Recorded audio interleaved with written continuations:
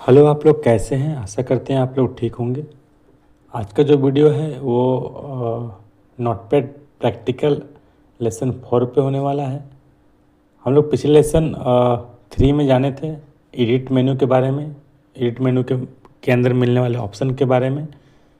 आज का जो वीडियो बनेगा वो फॉर्मेट मेन्यू, व्यू मेन्यू और हेल्प मेन्यू के ऊपर बनेगा। इसके अंदर जो भी ऑप्शन रहेगा उसके ऊपर बनेगा। तो अगर अभी तक आप चैनल को सब्सक्राइब नहीं किए हैं तो कर लें, साथ ही बेल आइकन को भी दबा दें ताकि जो भी वीडियो हम बनाएं वो सबसे पहले आपके पास पहुंच सके। तो बिना देर के अपने वीडियो की स्टार्ट करते हैं। ये हम लोग का रहा फॉर्मेट मेनू। इसके अंदर हम लोग को 2 ऑप्शन मिलता है, एक वर्ड मिलता है और एक फॉन्ट मिलता है। वर्ड का जो हम लोग का काम है, अगर इस पर टिक लगा हुआ नहीं है और हम लोग जब भी टाइप करते हैं एक लाइन पे, तो वो जब तक हम लोग इंटर नहीं करेंगे तब तक हम लोग का एक ही लाइन पे टाइप होगा, वो हम लोग का ऑटोमेटिक इंटर नहीं लेगा। अगर हम इंटर करते हैं तो दूसरे लाइन पे टाइप होगा, अगर हम इंटर नहीं करते तो जब तक इंटर नहीं करते तब तक वो एक ही लाइन में टाइप करेगा। ये हम लोग का वर्ड हो गया। अगर वर्ड लगा हुआ नहीं है तो ठीक है। अगर आप चाहते हैं कि जो हमको टाइप करना है, अगर हम इंटर नहीं भी करें तो भी जो हम लोग का स्क्रीन का जो चौड़ाई है, जो उसका विड्थ है, ठीक है, उसके अनुसार ऑटोमेटिक इंटर ले ले, तो हम लोग को यहाँ पे वर्ड पे टिक लगाना होगा। ये क्या करता है कि स्क्रीन का जो विड्थ है, जो हम लोग का विंडो स्क्रीन का जो विड्थ है, उसका चौड़ाई के अनुसार ये ऑटोमेटिक इंटर ले लेता है। तो हम लोग जब यहाँ पे टाइप करेंगे तो बिना इंटर किए हुए देखिए ऑटोमेटिक इंटर दूसरे लाइन पर ले रहा है। इस तरह से हम लोग का ये काम करता है।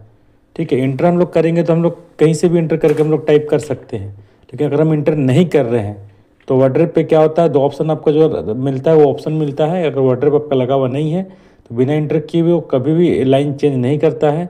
और अगर आप वर्ड लगा दिए हैं तो आप इंटर नहीं भी करिएगा तो भी उसका जो चौड़ाई है स्क्रीन का, उसके अकॉर्डिंग ऑटोमेटिक वो लाइन को चेंज करेगा। ये हम लोग का हो गया वर्ड। अगला ऑप्शन हम लोग का जो आता है वो फ़ॉन्ट का आता है। जो भी हम लोग टेक्स्ट टाइप किए हुए हैं, अगर हम चाहते हैं उसका फ़ॉन्ट स्टाइल चेंज करें तो हम फ़ॉन्ट का ऑप्शन का यूज करते हैं। फ़ॉन्ट पे जैसे ही क्लिक करेंगे और उसके बाद हम लोग को यहाँ पर ऑप्शन मिलेगा फ़ॉन्ट स्टाइल सेलेक्ट करने का, बोल्ड इटैलिक करने का और साइज़ छोटा बड़ा करने का। तो हम लोग यहाँ पे प्रीव्यू सैंपल में आप देख सकते हैं, सर आपको यहाँ पे दिखेगा सारा चीज़। तो हम यहाँ पे फ़ॉन्ट थोड़ा चेंज कर लेते हैं। यहाँ पे हम ये फ़ॉन्ट ले लिए, सेलेक्ट कर लिए फ़ॉन्ट यहाँ पे, इसको यहाँ पे बोल्ड रहने दिए और साइज़ को हम कर दिए थोड़ा सा बड़ा कर देते हैं, 48 साइज़ कर देते हैं। जैसे ओके करेंगे तो देखिए साइज़ भी चेंज हो गया और फ़ॉन्ट भी चेंज हो गया। तो अगर आप फ़ॉन्ट चेंज करना चाहते हैं, साइज़ चेंज करना चाहते हैं, बोल्ड इटैलिक करना चाहते हैं तो आप फॉर्मेट मेन्यू के अंदर आके फ़ॉन्ट वाले ऑप्शन में जाके यहाँ से आप कर सकते हैं। यहाँ जो भी आप यहाँ पे सेलेक्ट करिएगा आपका सैंपल में यहाँ पे दिखेगा और जैसे ही सैंपल में दिखेगा उससे आपके पेज पर वो आ जाएगा। तो ये हम लोग का रहा गया फ़ॉन्ट।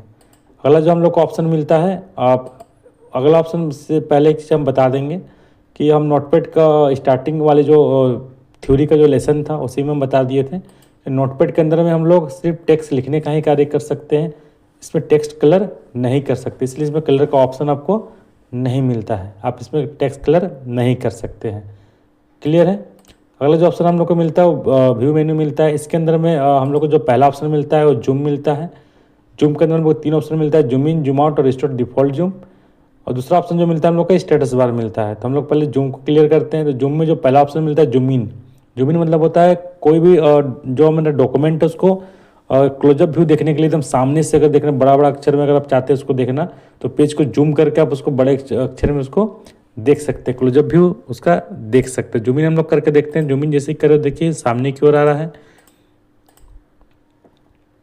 देखिए इस तरह से सामने की ओर हम लोग का टेक्स्ट आ रहा है। हम लोग एकदम क्लियर देख सकते हैं जूम करके इसको। अगर हम चाहते हैं कि जिससे हम जूम कर रहे हैं तो बहुत सारा वर्ड है जो कि पेज से बाहर की ओर निकल रहा है पर वो छुप रहा है, हम चाहते हैं वो जो छुप रहा है वो भी दिखे, सारा चीज़ दिखे। तो हम लोग क्या करेंगे, इसको जूम को कम करना होगा, जूम आउट करना होगा। जिससे हम जूम आउट करेंगे तो ये छोटा होगा पर आपका जो भी चीज़ छुप रहा है वो चीज़ क्या होगा, आपको पूरा क्लियरली दिखेगा। तो जूम आउट करेगा तो इस तरह से आपका कम जगह में बहुत सारी चीज़ को आप एक साथ देख सकते थे। हम लोग का जूम आउट होगा, इस तरह से काम करता है। अगला जो हम लोग को ऑप्शन मिलता है वो रिस्टोर डिफॉल्ट जूम मिलता है। अगर जिससे हम रिस्टोर डिफॉल्ट जूम करेंगे तो हम लोग का जो पेज का साइज है अब बाय डिफॉल्ट 100% रहता है। देखिए स्टेटस बार में आपको दिख रहा है 90% में है।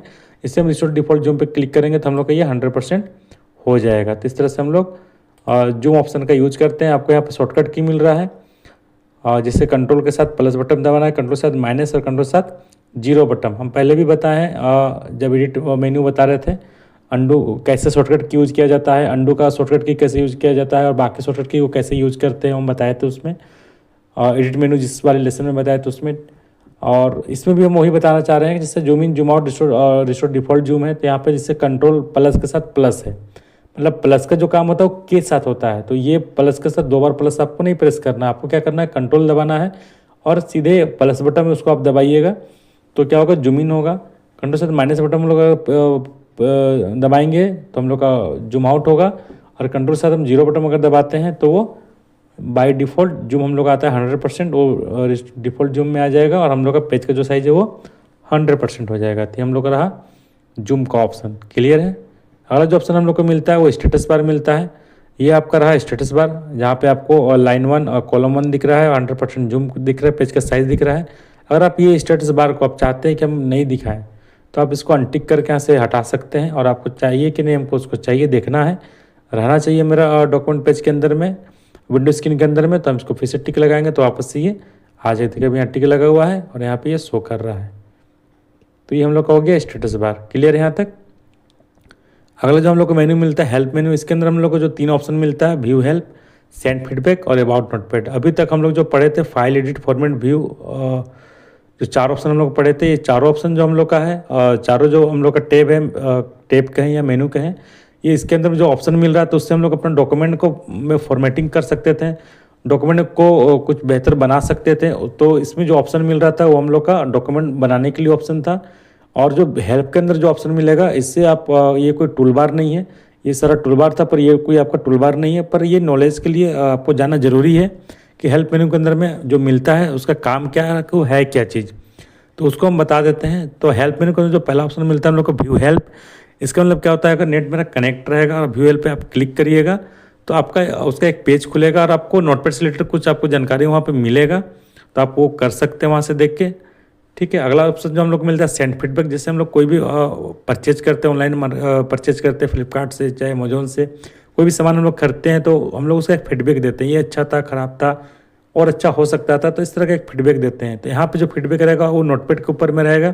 जैसे हम सेट फीडबैक पे क्लिक करेंगे, मेरा नेट कनेक्ट रहेगा तो नोटपैड का पेज खुल जाएगा और आप वहाँ पे नोटपैड से रिलेटेड आप कोई भी फीडबैक दे सकते हैं, अच्छा था, ख़राब था, स्कोर अच्छा चाहिए था, इसमें ये फीचर्स होना चाहिए था, इस तरह का फीडबैक आप उस पेज में जाके दे सकते हैं। उसका अगला जो ऑप्शन मिलता है हम लोग का अबाउट नोटपैड मिलता है।